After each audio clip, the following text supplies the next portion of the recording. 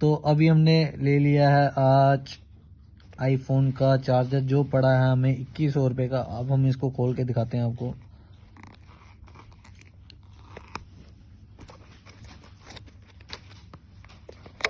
iPhone का charger आपको